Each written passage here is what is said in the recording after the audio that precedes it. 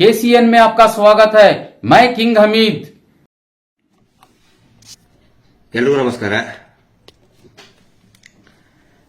ನಮ್ಮ ಹಿರಿಯರಾದಂತಹ ಸನ್ಮಾನ್ಯ C T Ravi ಅವರಿಗೆ ಸ್ವಲ್ಪ ಮಾಹಿತಿಯ ಕೊರತೆ ಆಗಿದೆ. ಸ್ವಲ್ಪ ಅಲ್ಲ, ಬಹಳ.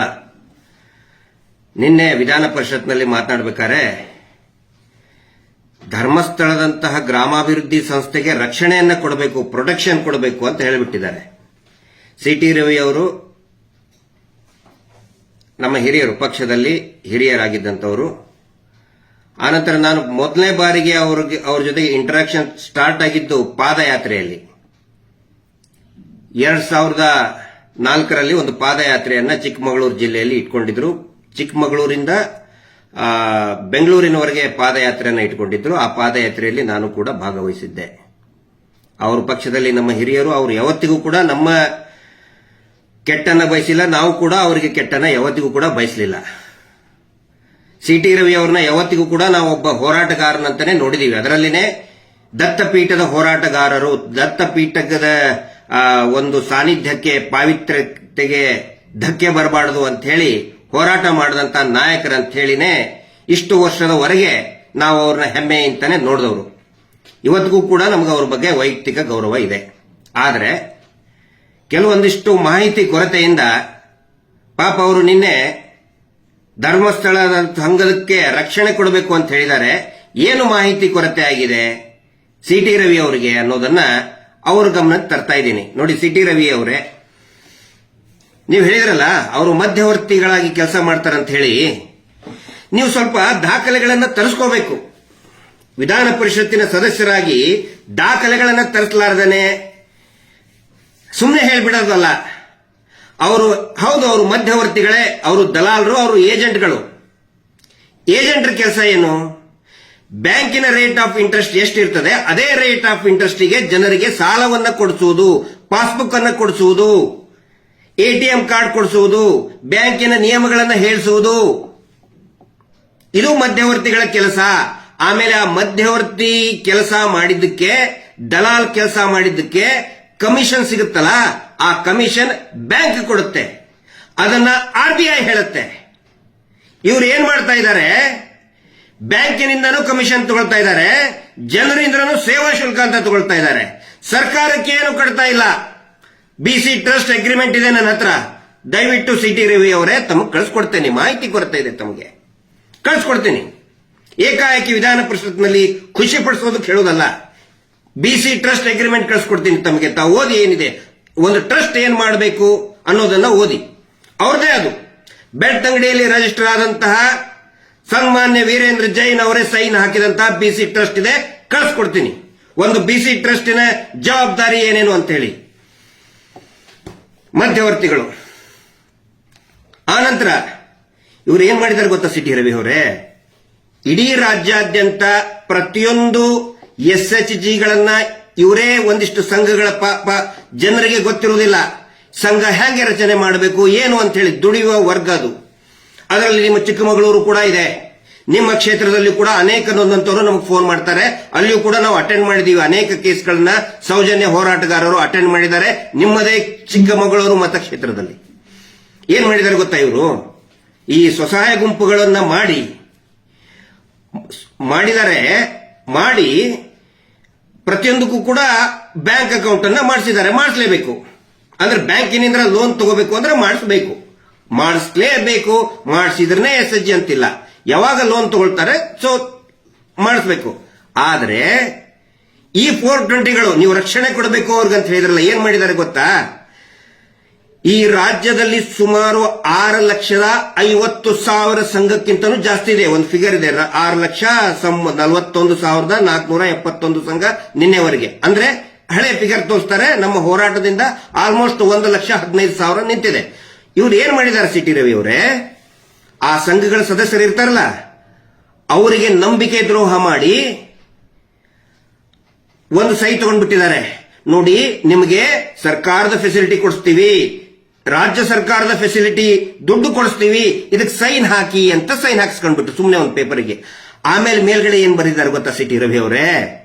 ನಮಗೆ ಸಂಘದ ಸದಸ್ಯರಾದ ಈ ಸ್ವಸಹಾಯ ಸಂಘದ ಸದಸ್ಯರಾದ ನಾವು ಬ್ಯಾಂಕಿಗೆ ಹೇಳುವುದೇನೆಂದರೆ, ನಮಗೆ ನಮ್ಮದೇ ಖಾತೆಯಲ್ಲಿ ವ್ಯವಹಾರ ಮಾಡುವ ಹಕ್ಕಿಲ್ಲ.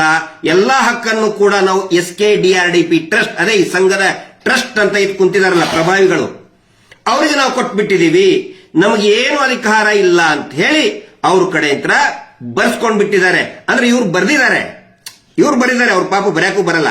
ಆಮೇಲೆ ಅವ್ರ ಕೈಯಲ್ಲಿ ಪಾಪ ಎಷ್ಟೋ ಜನ ಅನಕ್ಷರಸ್ಥರಿದ್ದಾರೆ, ಅವ್ರ ಕಡೆ ಹೆಬ್ಬೆಟ್ಟು ಒತ್ತಿಸಿದ್ದಾರೆ. ಅದರ ಡಾಕ್ಯುಮೆಂಟ್ ಕೂಡ ನಾನು ನಿಮ್ಗೆ ಕಳ್ಸಿಕೊಡ್ತೀನಿ. ಈ ಫೇಸ್ಬುಕ್ ಅಲ್ಲಿ ಕೂಡ ಹಾಕ್ತಾ ಇದ್ದೀನಿ, ನಾನು ಮಾತಾಡಿದ ತಕ್ಷಣ ಹಾಕ್ತೀನಿ ಯಾವ ರೀತಿ ಹೆಬ್ಬೆಟ್ಟನ್ನು ಒತ್ತಿಸ್ಕೊಂಡಿದ್ದಾರೆ ಪಾಪ ಅಮಾಯಕರಂತ. ಈ ರಾಜ್ಯದಲ್ಲಿ 6,50,000 ಅಕೌಂಟ್ಗಳಿದೆ. ಸಂಘದ್ದು ಒಂದೊಂದು ಅಕೌಂಟ್ ಅಂತ ಹೇಳಿದ್ರೆ ಮೋರ್ ದನ್ 6,50,000 ಬ್ಯಾಂಕ್ ಅಕೌಂಟ್ಸ್. ಆ ಎಲ್ಲಾ ಅಕೌಂಟ್ ಅನ್ನ ಇವರೇ ಮ್ಯಾನೇಜ್ ಮಾಡ್ತಾ ಇದ್ದಾರೆ.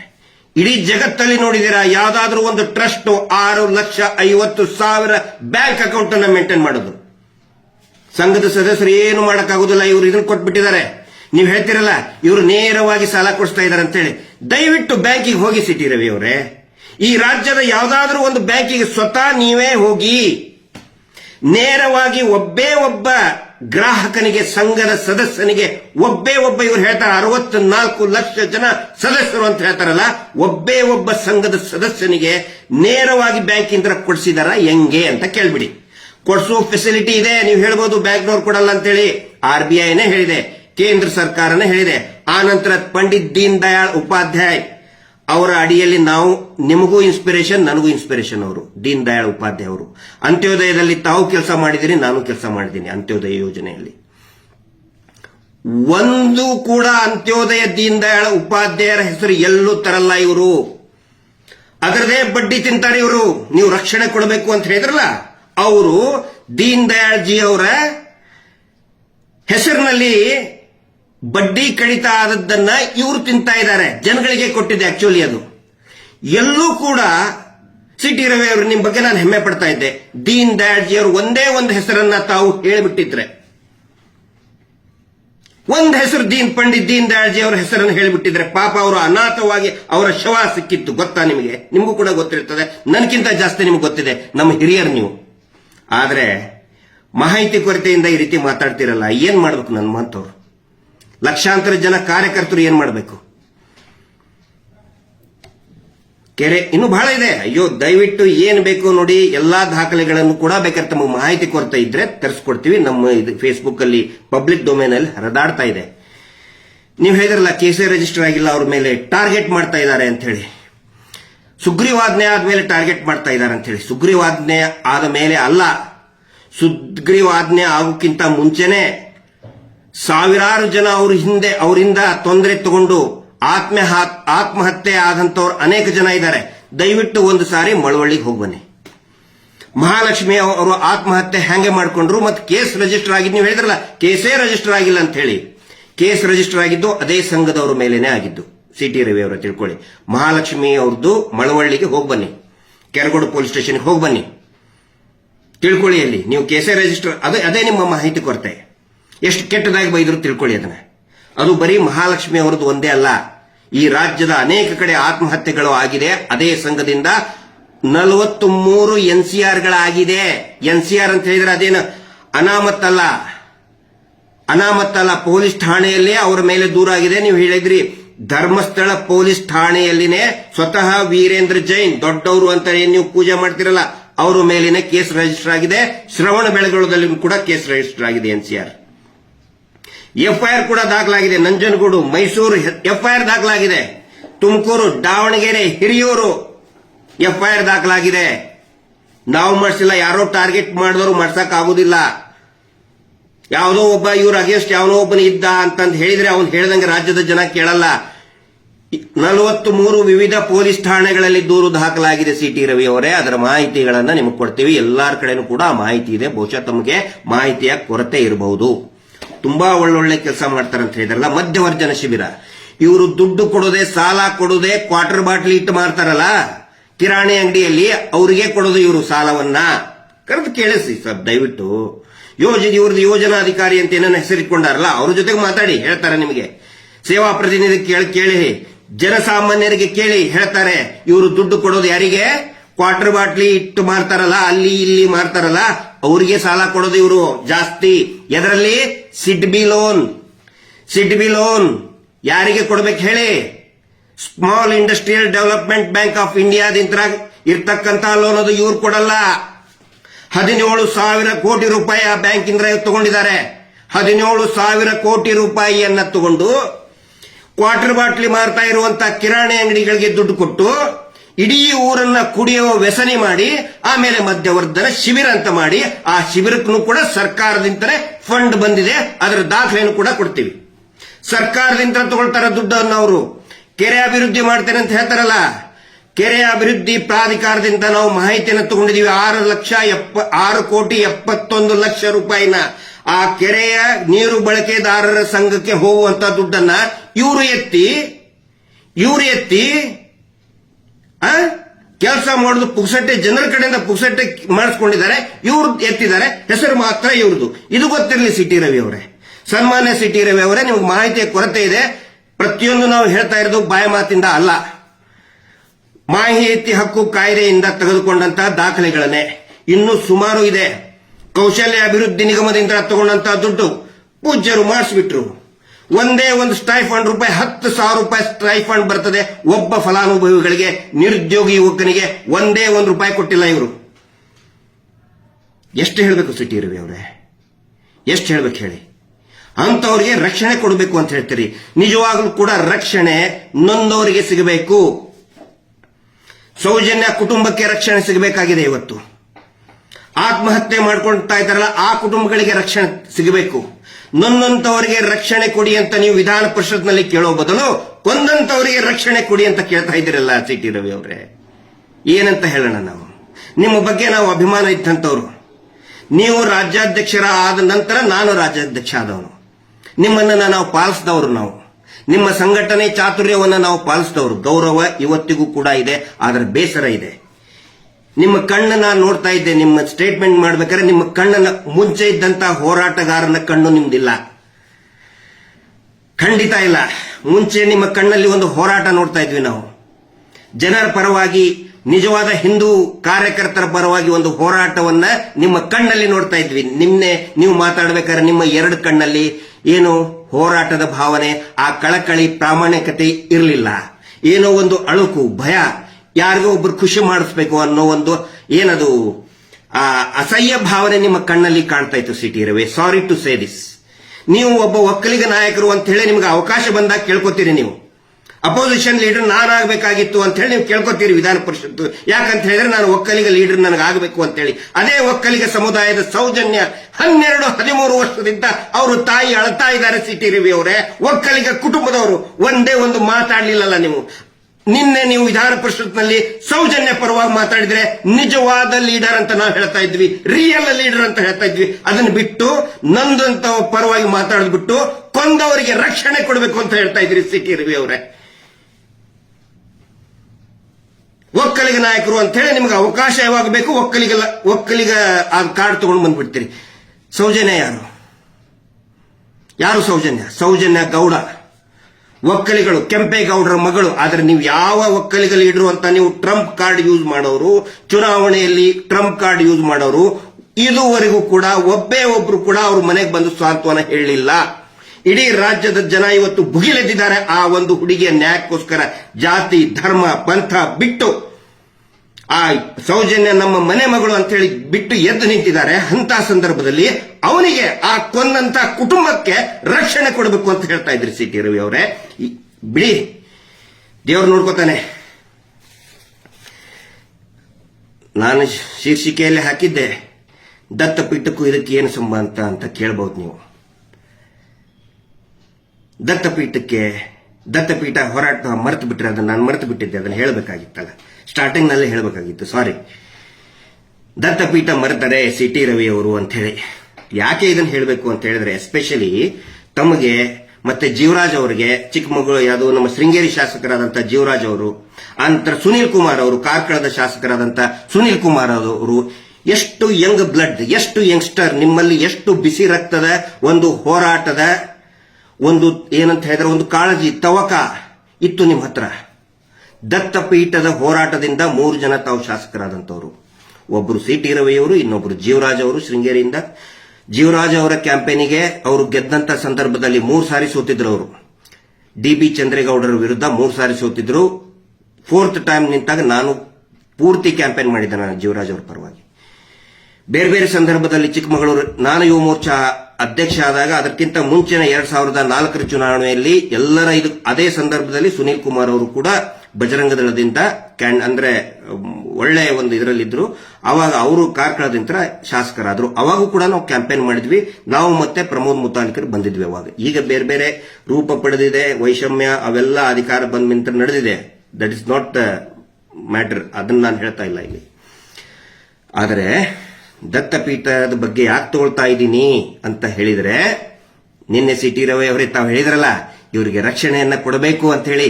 ಇವರು ಯಾರಿಗೆ ರಕ್ಷಣೆಯನ್ನ ಕೊಟ್ಟಿದ್ದಾರೆ ಗೊತ್ತಾ ನಿಮಗೆ? ಮೌಂಟ್ ಗಿರ್ನಾರ್ ಬಗ್ಗೆ ಸ್ವಲ್ಪ ಸ್ಟಡಿ ಮಾಡಿ. ಗುಜರಾತ್ನ ಮೌಂಟ್ ಗಿರ್ನಾರ್, ಆ ಗಿರ್ನಾರ್ ಏನಿದೆ, ಯಾವ ರೀತಿ ಕರ್ನಾಟಕದಲ್ಲಿ ಚಂದ್ರದ್ರೋಣ ಪರ್ವತ, ದತ್ತಪೀಠ, ಹಿಂದೆ ಬಾಬಾ ಬುಡನ್ಗಿರಿ ಅಂತ ಇದ್ರು, ನಾವು ಅದನ್ನ ದತ್ತಪೀಠ ಅಂತ ಕರಿತಾ ಇದ್ದೀವಿ. ಅದೇ ರೀತಿ ಗಿರ್ನಾರ್ ಬೆಟ್ಟ, ದ ಫೇಮಸ್ ಗಿರ್ನಾರ್ ಮೌಂಟೇನ್, ಅಲ್ಲಿ ದತ್ತ ಗುರುಗಳು, ದತ್ತಾತ್ರೇಯ ಗುರುಗಳು ತಪಸ್ವಿ ಮಾಡಿದಂತಹ, ಅನೇಕ ಸಾಧುಗಳಿಗೆ ದೀಕ್ಷೆಯನ್ನು ಕೊಟ್ಟಂತಹ ಪವಿತ್ರ ಕ್ಷೇತ್ರ ಮೌಂಟ್ ಗಿರ್ನಾರ್. ಆ ತಪ್ಪಲು ಏನಿದೆಯಲ್ಲ, ಈಗ ಅದು ಕಾಂಟ್ರವರ್ಸಿ ಆಗಿದೆ. ಅಕ್ಟೋಬರ್ 1ನೇ ತಾರೀಕು 2023 ಟೈಮ್ಸ್ ಆಫ್ ಇಂಡಿಯಾದಲ್ಲಿದೆ. ದೊಡ್ಡ ಕಾಂಟ್ರವರ್ಸಿ ಆಗಿದೆ. ಯಾರು ಮಾಡಿದ್ದಾರೆ? ಹಿಂದೂಗಳು ಮಾಡಿಲ್ಲ. 7 ಜನ ಜೈನ್ ಅಂತ ಇರುವವರ ಮೇಲೆ ಪ್ರಕರಣ ದಾಖಲಾಗಿದೆ. ಯಾಕಂತ ಹೇಳಿದ್ರೆ, ಮಧ್ಯಪ್ರದೇಶ್, ರಾಜಸ್ಥಾನ್, ಗುಜರಾತ್ನಿಂದ ಸುಮಾರು 200 ಜನ ಬಂದು ಅಲ್ಲಿ ಜೈನ ಧರ್ಮೀಯರದ್ದು ಅಂತ ಅವ್ರು ಹೇಳ್ಕೊತಾರೆ, ಹಿಂದೂ ಧರ್ಮದ್ದು ಇದು. ಯಾಕಂದ್ರೆ ಈ ಪುಸ್ತಕದಲ್ಲಿ ಇದೆ, ಇದನ್ನ ನಿಮ್ಗೆ ಕಾಣಿಸ್ಲಿ ಅಂತಾನೆ ಇಟ್ಟಿದ್ದೇನೆ. ತ್ರಿಪುರಾ ರಹಸ್ಯ, ದತ್ತಾತ್ರೇಯ ಗುರುಗಳ ತ್ರಿಪುರಾ ರಹಸ್ಯ. ಇದನ್ನ ನಾನು ಓದು ಅಂತ ನಾನು ಹೇಳ್ತಾ ಇಲ್ಲ ಯಾರಿಗೂ, ಯಾಕಂದ್ರೆ ಇದು ಗುರುಗಳ ಸಾನ್ನಿಧ್ಯದಲ್ಲಿ ಮಾತ್ರ ಇದನ್ನೇನೋ ಓದಕ್ಕೆ ಹೇಳ್ಬೇಕಂತೆ. ತುಂಬಾ ಚೆನ್ನಾಗಿ ಬರೆದಿದ್ದಾರೆ ಇಲ್ಲಿ ದತ್ತಾತ್ರೇಯ ಗುರುಗಳದ್ದು. ಮತ್ತೆ ಪರಶುರಾಮರು ದತ್ತಾತ್ರೇಯ ಗುರುಗಳಿಂದ ದಿವ್ಯ ಸಾನ್ನಿಧ್ಯವನ್ನ ಪಡೆದಂತಹ, ಜ್ಞಾನೋದಯ ಆದಂತಹ, ಅದ್ಭುತವಾದಂತಹ, ಇದನ್ನೊಂದು ಓದಿಬಿಟ್ರೆ ನಮ್ಮ ಎಲ್ಲಾ ಸಂಶಯಗಳು ಹೋಗ್ಬಿಡ್ತವೆ. ಇದರಲ್ಲಿ ಬಹಳ ಸ್ಪಷ್ಟವಾಗಿ ಹೇಳಿದ್ದಾರೆ ದತ್ತಾತ್ರೇಯ ಗುರುಗಳು ಯಾವ ರೀತಿ ಬೋಧನೆಯನ್ನ ಮಾಡ್ತಾರೆ, ದೇವಿ ಮಹಾತ್ಮೆಯನ್ನ ಹೇಳ್ತಾರೆ ಅನ್ನೋದ್ರ ಬಗ್ಗೆ ತ್ರಿಪುರಾ ರಹಸ್ಯದಲ್ಲಿ ಇದೆ.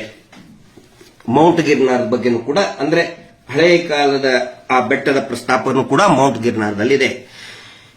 ದತ್ತಾತ್ರೇಯ ಗುರುಗಳು ಇದ್ದಂತಹ, ತಪಸ್ಸು ಮಾಡಿದಂತಹ ಜಾಗೆಯನ್ನ ದತ್ತಾತ್ರೇಯ ಗುರುಗಳ ಅವರ ಪಾದುಕೆಗಳನ್ನ ಒದ್ದು ಪುಡಿ ಪುಡಿ ಮಾಡಿದ್ದಾರೆ. 200-300 ಜನ ಬಂದು ದಾಳಿ ಮಾಡಿ, ಅದರಲ್ಲಿ 7 ಜನ ಜೈನ್ ಅಂತ ಹೆಸರಿರೋರಿಗೆ, ನಾನು ಹೆಸರಿರೋರಿಗೆ ಅಂತ ಹೇಳ್ತೀನಿ, ಜೈನರು ಧರ್ಮ ಅಂತ ಅಂದ್ಬಿಟ್ರೆ ನನಗೆ ಆಂಟಿ ಜೈನ್ ಅಂತ ಆಲ್ರೆಡಿ ನನ್ನ ಮೇಲೆ ಕೇಸ್ ಮಾಡಿದ್ದಾರೆ, ಜೈನ್ ಧರ್ಮದ ವಿರೋಧಿ ಅಂತ ಹೇಳಿ. ನಿಮಗೆ ಯಾಕೆ ಹೇಳ್ತಾ ಇದ್ದೀನಿ ಸಿ.ಟಿ. ರವಿ ಅವರೇ ಅಂತ ಹೇಳಿ, ದೊಡ್ಡ ಕಂದಕ ಸೃಷ್ಟಿಯಾಯಿತು. ಅವರಿಗೆ ಒಂದು ಅವಕಾಶವನ್ನು ಕೂಡ ಕೊಟ್ಟರು ಈ ಮುಂಚೆ. ನೋಡಿ, ನಾವು ಹಿಂದೂಗಳು ಮತ್ತು ಜೈನರು ಸಹೋದರತೆ ಇದೆ, ಜಗಳ ಆಗೋದು ಬೇಡ, ಹಿಂದೂ ವರ್ಸಸ್ ಜೈನ್ ಆಗೋದು ಬೇಡ ಅಂತ ಹೇಳಿದ್ರು ಕೂಡ ಸಂಘದ ಹಿರಿಯರು ಹೇಳಿದ್ರು. ಗುಜರಾತಿನ ಸಂಘದ ಹಿರಿಯರು, ಸಂಘ ಅಂತ ಹೇಳಿದ್ರೆ RSS, ನೀವು ಸಿ.ಟಿ. ರವಿ ಅವರೇ ಯಾವ ಸಂಘದ ವಿದ್ಯಾರ್ಥಿಗಳಾಗಿ ಕೆಲಸ ಮಾಡಿದ್ದೀವಿ, ವಿದ್ಯಾರ್ಥಿಗಳಾಗಿ ಶಿಕ್ಷಣವನ್ನ ಪಡೆದಿದ್ದೀವಿ, ಅದೇ ಸಂಘದ ಹಿರಿಯರು ಅವರಿಗೆ ಹೇಳಿದ್ರು, ನೋಡಿ ಹಿಂದೂ ವರ್ಸಸ್ ಜೈನ್ ಆಗೋದು ಬೇಡ ಅಂತ ಹೇಳಿದ್ರು ಕೂಡ ಕೇಳದೇನೆ ಇಡೀ ಮಂದಿರವನ್ನ ಧ್ವಂಸ ಮಾಡಿ ಹೋಗಿದ್ದಾರೆ. ಅವರ ವಿರುದ್ಧ ಕೇಸ್ ಕೂಡ ದಾಖಲಾಗಿದೆ. ಅಲ್ಲಿ ಮೌಂಟ್ ಗಿರ್ನಾರ್ ಅಲ್ಲಿ ಪೊಲೀಸ್ ಸ್ಟೇಷನ್ ಅಲ್ಲಿ ಸೆಕ್ಷನ್ 295A 298 ಧಾರ್ಮಿಕ ಭಾವನೆಯನ್ನ ಧಕ್ಕೆ ಮಾಡುವುದು ಮತ್ತು ಧಾರ್ಮಿಕ ಕೇಂದ್ರಗಳನ್ನ ಧ್ವಂಸ ಮಾಡುವಂತಹ ಪ್ರಕರಣ ಆ 7 ಜನರ ಮೇಲೆ ಮತ್ತು ಎಲ್ಲಾ 300 ಜನರನ್ನು ಕೂಡ ವಶಕ್ಕೆ ತೆಗೆದುಕೊಂಡಿದ್ರು. ಇಲ್ಲಿ ನಿಮ್ಗೆ ಯಾಕೆ ಹೇಳ್ತಾ ಇದ್ದೀನಿ ಸಿ.ಟಿ. ರವಿ ಅವರ ಅಂದ್ರೆ, ನೀವು ರಕ್ಷಣೆ ಕೊಡಬೇಕು ಅಂತ ಹೇಳ್ತಿದ್ದಾರಲ್ಲ, ಅದೇ ಮಿಸ್ಟರ್ ವೀರೇಂದ್ರ ಜೈನ್ ಅಲ್ಲಿ ಹೋಗಿ, ಗುಜರಾತಿಗೆ ಹೋಗಿ, ತಮ್ಮ ಎಲ್ಲಾ ಇನ್ಫ್ಲೂಯೆನ್ಸ್ ಅನ್ನ ಬಳಸಿ ಅವರಿಗೆ ರಕ್ಷಣೆಯನ್ನ ಕೊಟ್ಟಿದ್ದಾರೆ. ಯಾರು ದತ್ತಾತ್ರೇಯ ಗುರುಗಳ ಪಾದುಕೆಯನ್ನ ಧ್ವಂಸವನ್ನ ಮಾಡಿದಾರಲ್ಲ, ಅವರಿಗೆ ರಕ್ಷಣೆ ಕೊಟ್ಟು ಬಂದಿದ್ದಾರೆ. ಇದೇ ನಿಮ್ಮ ವೀರೇಂದ್ರ ಜೈನ್. ಪತ್ರಿಕೆಯಲ್ಲಿ ವರದಿಯಾಗಿದೆ, ಕನ್ನಡದ ಯೂಟ್ಯೂಬ್ಗಳಿಗೆ ಕೂಡ ಸಂಪೂರ್ಣ ಮಾಹಿತಿ ಇದರ ಬಗ್ಗೆ ನೋಡ್ಕೊಳ್ಳಿ. ಕರ್ನಾಟಕದಲ್ಲಿ ದತ್ತಪೀಠದ ಬಗ್ಗೆ ಪಾದಯಾತ್ರೆ ಮಾಡಿದವರು ನೀವು ಸಿ ಟಿ ರವಿ ಅವರೇ. ಗುಜರಾತಿನ ಗಿರ್ನಾರ್ ದತ್ತಪೀಠದಲ್ಲಿ ದತ್ತಪೀಠವನ್ನು ಧ್ವಂಸ ಮಾಡಿದಂತಹ ವ್ಯಕ್ತಿಗಳಿಗೆ ರಕ್ಷಣೆ ಕೊಟ್ಟಂತಹ ಈ ವೀರೇಂದ್ರ ಜೈನ್ಗೆ ರಕ್ಷಣೆ ಕೊಡಬೇಕು ಅಂತೇಳಿ ವಿಧಾನ ಪರಿಷತ್ನಲ್ಲೇ ನಿನ್ನೆ ಹೇಳಿಬಿಟ್ರಿ ನೀವು. ಎಲ್ಲಿ ಹೋಯ್ತು ನಿಮ್ದು ಹಿಂದುತ್ವದ ಹೋರಾಟ, ದತ್ತಪೀಠದ ಹೋರಾಟ? ನೀವು ಯಾರಿಗೆ ಬೇಕಾದರೂ ನೀವು ಚಳ್ಳೆ ಹಣ್ಣು ತಿನ್ನಿಸಬಹುದು. ಯಾವುದೇ ನಾನು ನಿಮ್ಗೆ ಹೇಳ್ತಾ ಇಲ್ಲ, ಸಾರಿ ಸಿ ಟಿ ರವಿ ಅವರಿಗೆ. ಯಾರಾಗಲೂ ಕೂಡ ರಾಜಕೀಯವಾಗಿ ಏನ್ ಬೇಕಾದರೂ ಭಾಷಣ ಮಾಡಬಹುದು, ರಾಜಕೀಯ ಮಾಡಬಹುದು. ದತ್ತಾತ್ರೇಯ ಗುರುಗಳಿಗೆ, ನಂಬಿದಂತಹ ಗುರುಗಳಿಗೆ ಮೋಸ ಮಾಡಿದ್ರೆ ಬರೀ ಬೀಳ್ತದೆ ಏಟು. ಹಿಂದೆ ಆಗಿದೆ ಹಂಗೆ. ರಾಜಕೀಯವಾಗಿ ನಮ್ಮ ಗುರುಗಳನ್ನ ಬಳಸ್ಕೋಬಾರ್ದು. ದತ್ತಾತ್ರೇಯನ ರಾಜಕೀಯ ಅವರು ಮಾಡಿದ್ರಲ್ಲ, ಅದನ್ನೂ ಒಂದು ಹೇಳ್ಬಿಡ್ತೀನಿ, ಒಂದು ರಹಸ್ಯ ನಿಮಗೆ ಸಿ ಟಿ ರವಿ ಅವರೇ. ಹೋಗಿ ಹಂತಲ್ಲಿ ದತ್ತಾತ್ರೇಯ ಗುರುಗಳ ದೇವಸ್ಥಾನವನ್ನು ಧ್ವಂಸ ಮಾಡಿ ಬಂದ್ರಲ್ಲ, 7 ಜನ ಜೈನರ ಮೇಲೆ ಕೇಸ್ ಆಯ್ತಲ್ಲ, ಅದರ ತಪ್ಪು, ಅಯ್ಯೋ ನಾನೇನೋ ತಪ್ಪು ಮಾಡಿದೆ ಅಂತ ಹೇಳಿ ಗಾಣಗಾಪುರಕ್ಕೆ ಹೋಗಿ ತಪ್ಪು ಕಾಣಿಕೆಯನ್ನು ಕೊಟ್ಟು ಬಂದಿದ್ದಾರೆ ಇವರೇ, ಮಿಸ್ಟರ್ ವೀರೇಂದ್ರ ಜೈನ್. ಕೇಳ್ಕೊಳ್ಳಿ. ಅಂತವರಿಗೆ ರಕ್ಷಣೆ ಕೊಡಬೇಕು ಅಂತ ಹೇಳಿ ವಿಧಾನ ಪರಿಷತ್ನಲ್ಲಿ, ಅದರ ಸಲುವಾಗಿ ವಿಧಾನ ಪರಿಷತ್ನ ಸದಸ್ಯರಾದ್ರ ಅಥವಾ ನಂದೊಂದವ್ರ ಪರವಾಗಿ ಮಾತಾಡೋದ್ರ ಸಲುವಾಗಿ ಆಗ್ಲಿ. ನಾವು ಇನ್ನೂ ಕೂಡ ನೋಡಿ, ಒಳ್ಳೆ ಕೆಲಸ ಮಾಡಿದರೆ ನಿಮ್ಮ ಏಳಿಗೆಯನ್ನ ಬಯಸ್ತವ್ರೆ. ನೀವು ಬ್ಯಾಂಡೇಜ್ ಕಟ್ಟಾಗ ಅಯ್ಯೋ ಪಾಪ ಏನಾಯ್ತು ಅಂತ ಮರುಗದಂತವ್ರು. ನಾವು ಬ್ಯಾಂಡೇಜ್ ಕಟ್ಕೊಂಡು ಹೋರಾಟ ಮಾಡ್ತಾ ಇದ್ರಲ್ಲ, ಅವಾಗ ಅಯ್ಯೋ ಏನೋ ಆಯ್ತು ಬಿಡಿ, ರಾಜಕೀಯದ ಏನಾದ್ರೂ ಇರಲಿ, ಆದರೆ ಏನೋ ರಕ್ತ ಬಂತು, ಏನೋ ಆಯ್ತು ಜೀವಕ್ಕಂತ ಅನೇಕ ಜನ ಪಾಪ ಏನೋ ಅನ್ಕೊಂಡಿದ್ರು. ಅಂತವ್ರಿಗೆಲ್ಲ ಮೋಸ ಮಾಡಿಬಿಟ್ರಲ್ಲ ಸಿ ಟಿ ರವಿ ಅವರೇ. ಆ ಜನಗಳೇ ನೊಂದ್ಕೊಂಡಿದ್ದಾರೆ ಸಿ ಟಿ ರವಿ ಅವರೇ, ಅರ್ಥ ಮಾಡ್ಕೋಬೇಕು. ಯಾರನ್ನೋ ಖುಷಿ ಪಡಿಸಾಕೆ ಇಂಥ ಥರ್ಡ್ ಕ್ಲಾಸ್ ಕೊಂದಂತವನು 108 ಹಗರಣಗಳಿದೆ. 108 ಹಗರಣ ಇರುವಂತ ಮನುಷ್ಯನಿಗೆ ಖುಷಿ ಪಡಿಸೋದಕ್ಕೆ ರಕ್ಷಣೆ ಕೊಡಬೇಕು ಅಂತ ಹೇಳಿದ್ರೆ ನಿಮ್ಮಿಂತ್ರ ನಾವು ಇದನ್ನ ಎಕ್ಸ್ಪೆಕ್ಟ್ ಮಾಡಿದ್ದಿಲ್ಲ. ಆದರೆ ಒಂದು ಗೊತ್ತಿರಲಿ, ದುರ್ಗೆಯಾಗಿ ಎದ್ದು ನಿಂತಿದ್ದಾಳೆ ಸೌಜನ್ಯ. ಯಾವುದೇ ನಾಟಕ, ಡ್ರಾಮಾ, ಇನ್ನು ಯಾರ್ಯಾವ ಏನೋ ಹೇಳಿಕೆ ಕೊಡೋದು, ಇನ್ನು ಯಾರ್ಯಾರಿಗೂ ದುಡ್ಡು ಕೊಟ್ಟು ಏನೇನೋ ಮಾತಾಡ್ತಾ ಇದಾರಲ್ಲ, ಯಾವೂ ನಡೆಯಲ್ಲ, ಯಾವವೂ ಕೂಡ ನಡೆಯೋದಿಲ್ಲ. ಇದನ್ನು ಗೊತ್ತಿರಲಿ. ಯಾಕಂತ ಹೇಳಿದ್ರೆ ಯುದ್ಧ ಶುರು ಆಗಿಬಿಟ್ಟಿದೆ. ಯುದ್ಧಾಯ ಕೃತ ನಿಶ್ಚಯ. ಮಂಜುನಾಥ ಸ್ವಾಮಿ ಎದ್ದು ನಿಂತುಬಿಟ್ಟಿದ್ದಾನೆ. ಗೆಲುವು ಕೂಡ ನಿಶ್ಚಿತ ಆಗಿದೆ. ಹಿಂದೆ ಗೀತೆಯಲ್ಲಿ ಶ್ರೀಕೃಷ್ಣ ಪರಮಾತ್ಮ ಹೇಳಿದ್ನಂತೆ ಕೃಷ್ಣನಿಗೆ, ರಿಸಲ್ಟ್ ಬಗ್ಗೆ ಬಹಳ ತಲೆ ಕೆಡಿಸ್ಕೊಂಡಿದ್ನಂತೆ ಕೃಷ್ಣ. ಅಯ್ಯೋ ಏನಾಗುತ್ತೋ ಅಂತ ಹೇಳಿ. ಆವಾಗ ಶ್ರೀಕೃಷ್ಣ ಪರಮಾತ್ಮ ಹೇಳ್ತಾನಂತೆ, ಅದು ಕೂಡ ನಿರ್ಧಾರ ಆಗಿಬಿಟ್ಟಿದೆ, ರಿಸಲ್ಟ್ ಯಾರು ಗೆಲ್ತಾರೆ ಯಾರು ಸೋಲ್ತಾರೆ, ನೀವು ಸುಮ್ಮನೆ ಕೆಲಸ ಮಾಡಿ ಅಂತ ಹೇಳಿ. ಜನರು ಕೂಡ ಅರ್ಥ ಮಾಡ್ಕೋಬೇಕು. ಇಲ್ಲಿ ಸಿಟಿ ಅಂಡ್ ಯುಟಿ ಖಾದರ್ ಇಬ್ರು ಒಂದಾಗ್ಬಿಡ್ತಾರೆ. ಆದ್ರೆ ಸಮೀರ್ ಅಂತ ಹೇಳ್ಕೊಂಡು ನಮ್ಗೆ ಜಗಳ ಹಚ್ಚಕ್ಕೆ ಸ್ಟಾರ್ಟ್ ಮಾಡ್ತಾರೆ. ನಾವು ನೀವು ಜಗಳ ಆಡಬೇಕು ಹಿಂದೂ ಮುಸ್ಲಿಂ. ಆದ್ರೆ ಇದೇ ಸಿ ಟಿ ರವಿ ಅವರು ಮತ್ತೆ ಯುಟಿ ಖಾದರ್ ಅವರು ನೋಡಿ, ಯಾವುದೇ ಕಾರ್ಯಕ್ರಮ ಇದ್ರೂ ಕೂಡ ಯುಟಿ ಖಾದರ್ ಫಸ್ಟ್ ಲೈನಲ್ಲೇ ನಿಂತ್ಬಿಡ್ತಾರೆ. ಪರಮ ಪೂಜ್ಯರಿಗೆ ನಾವು ಇಲ್ಲಿ ಕಲ್ತಿದ್ದು ಆಯ್ತು, your institute, we respect. UT Khader ಅವ್ರ ಬಗ್ಗೆ ನಮಗೆ ಬಹಳ ರೆಸ್ಪೆಕ್ಟ್ ಇದೆ. ಆದ್ರೆ ಸಾಮಾನ್ಯ ಕಾರ್ಯಕರ್ತರು ಜಗಳಾಡೋದು ಹೆಂಗೆ ಹೇಳಿ? ಹಿಂದೂ ಕಾರ್ಯಕರ್ತರು ಬೈಯೋದು ಬ್ಯಾರಿಗಳು, ಹಾಂಗೆ ಹಿಂಗೆ, ಸಾಬರು ಅಂತ ಬೈತಾರೆ. ಅವರು ಇವರು ಕೋಮುವಾದಿಗಳು, ಹಾಂಗೆ ಹಿಂಗೆ, ಸ್ಕ್ರಾಪ್ ಅಂತ ಅವ್ರು ಬೈತಾರೆ. ಇವ್ರ ಲೀಡರ್ ಸಿಟಿ, ಅವ್ರ ಲೀಡರ್ ಯುಟಿ, ಇಬ್ರು ಒಂದಾಗ್ಬಿಡ್ತಾರೆ ಇವ್ರನ್ನ ರಕ್ಷಣೆ ಮಾಡೋದಕ್ಕೆ. ವಿಐಪಿಗಳು ಒಂದಾಗ್ಬಿಡ್ತಾರೆ. ನಾವು ಜನಸಾಮಾನ್ಯರು, ನೀವು ಕಚ್ಚಾಡ್ತಾ ಕೂತ್ಕೋತೀವಿ. ಸಮೀರ್ ಸಾಬ್ರವನು, ಇವ್ರು ನಾವು ಹಿಂದೂಗಳು ಅಂತೇಳಿ. ಇದನ್ನ ಅರ್ಥ ಆಗಬೇಕು. ಎಲ್ಲರಿಗೂ ಕೂಡ ಗೊತ್ತಿರಲಿ, ಇವರ ಅಂತ್ಯ ನಿಶ್ಚಿತ ಆಗಿದೆ. ಯಾರು ಏನೇ ಮಾಡಿದ್ರು ಕೂಡ ಇದನ್ನ ತಪ್ಪಿಸೋಕ್ಕಾಗೋದಿಲ್ಲ. ಇಷ್ಟ ಹೇಳಿ ಅರ್ಥ ಮಾಡ್ಕೊಳ್ಳೋರು ಅರ್ಥ ಮಾಡ್ಕೊಳ್ಳಿ. Justice for Soujanya. ನಮಸ್ತೆ.